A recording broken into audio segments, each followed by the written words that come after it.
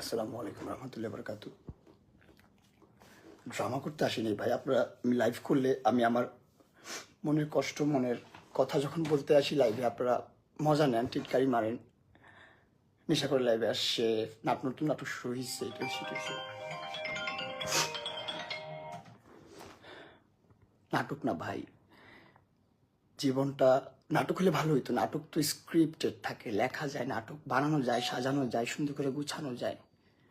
আপনি বাস্তব জীবন কেমনে সাজাইবেন, কেমনে গুছাইবেন, কিভাবে?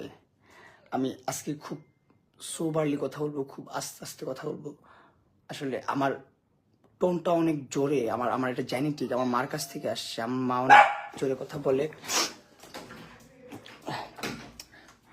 আমার মা অনেক জোরে কথা বলে। আমার কাছ থেকে আমার কাছে আসছে, আমি অনেক জোরে কথা বলি। আমি যে লাইভে আসি, আমার আত্মচিৎকার কজন বুঝেন আপনারা? আপনারা যে মজা নেন, নতুন নাটক, নতুন ড্রামা, এটা ওইটা সেটা লাইফে।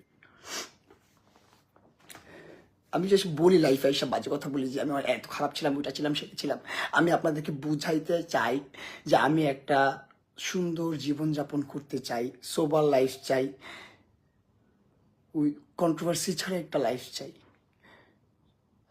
এই সোশ্যাল মিডিয়াতে আপনারা বাংলাদেশের নাগরিক, আপনারা জুলাই আন্দোলন করছেন, এটা করছেন, সেটা করছেন, দেশকে রক্ষা করছেন, দেশে এটা করছেন, সব আমি অ্যাপ্রিসিয়েট করলাম আপনাদের ভাই। আমি যে একটা ভিকটিম, আপনারা কি বুঝেন না? আপনারা বলেন আইন আইনের গতিতে চলবে, তো এই গতির, এই আইন দিয়ে কি হবে? এই গতি দিয়ে কি হবে? এত স্লো গতি। কাঠের চশমা পইরা আইন চললে তো এই আইনকে অ্যাপ্রিসিয়েট করা যাবে না। আইনকে বলে আইনকে সম্মান করতে হয় কেন? আইনকে সম্মান না করলেও মামলা হবে। এটা কেমন? এটা কোন দেশ, কোন দুনিয়াতে আসি আমরা? এইখানে এই বাংলাদেশে সুস্থ মানুষের, স্বাভাবিক মানুষের দাম, মর্যাদা কোনো কিছুই নাই। আমি হজ করে এসে ফরজ কাজ করছি, ভালো কাজ করছি, কারো 2 টাকা মেরে খাচ্ছি না ভাই। সবচেয়ে বড় কথা, কারো 2 টাকা মেরে খাচ্ছি না, কারো 2 টাকা লস করি না ভাই। আমার তো বাইচা থাকতে ইচ্ছা করে না দুনিয়াতে।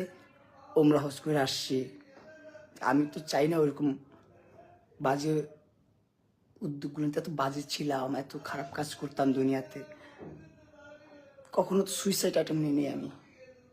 এখন কেমন নিচ্ছি? আপনারা দেখতেছেন না অনলাইনে কি হচ্ছে, কি করতেছেন আপনারা? আমার ব্যক্তিগত জীবন, আমার স্ত্রী, আমার লাইফ আমি কিভাবে চালাবো, টোটালি